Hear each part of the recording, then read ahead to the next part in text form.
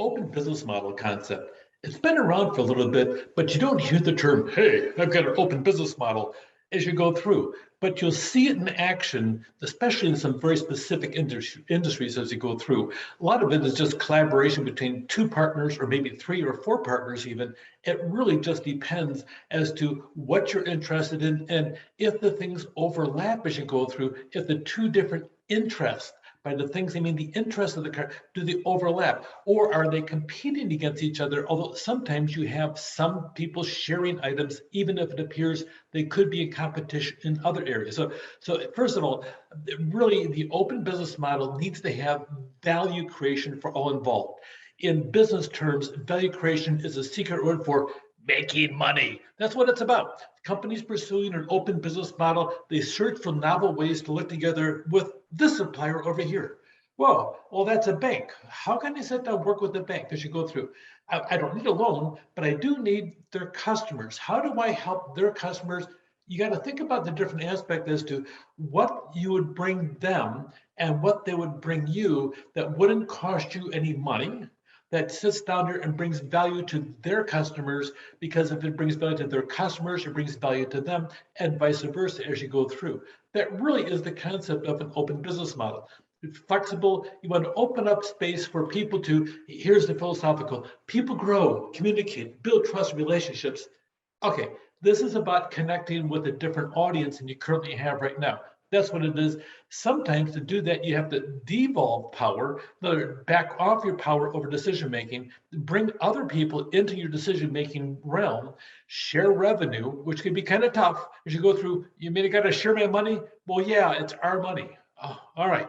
And then distribute the production between the two different entities or multiple entities as you go through.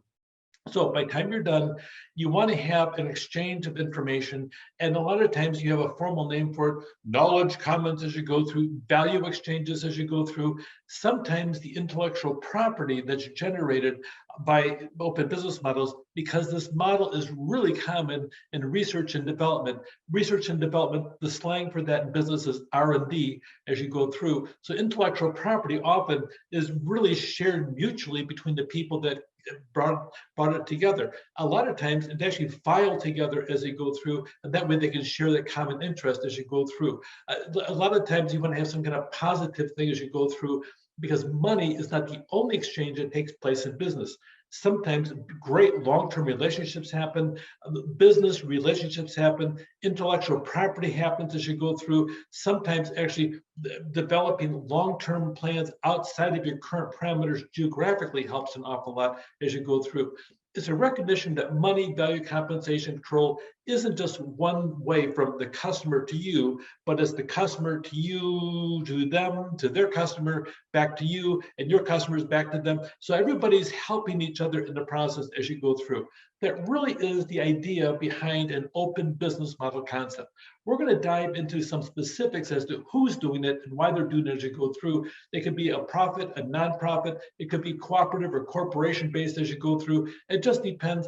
The biggest thing here, you'll see this definition really from Social Synergy Web as you go through. A lot of it is based upon some of the concept of open sourcing as you go through. It really is about being transparent, integrating the stakeholders, and abiding by a model of transparency with them as you go through. So it's a very open thing. If you have some secrets on the inside, it may be difficult, but when you're doing R&D, a lot of times that's secret, and you're sharing the R&D as you go through in the process as well. So you'll see the actual aspect of the open business model. It really is a relatively common in different sectors as you go through. It really came from the free software movement as you go through of open standards, open source, open content.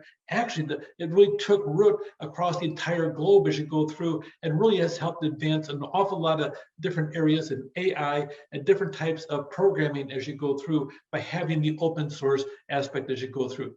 So why should they use it as you go through? A lot of times it's about making intellectual property to each other. And it's really kind of scary because it's your thing. But if you want to develop it even further, you may not have the skill or the funds to do that. And maybe you have different connections with somebody else. You open up your model as you go through.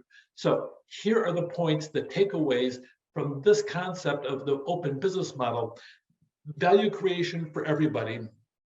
Usually companies in different sectors, I mean, they don't have any relationship to each other, but not always. We'll talk about a couple of sectors that actually they're competitors as you go through, and they're really sharing concept as you go through. Sharing is the fundamental concept, and it really is based on open source standards and concepts as you go through. That is all about the beginning of the open business model. Take care.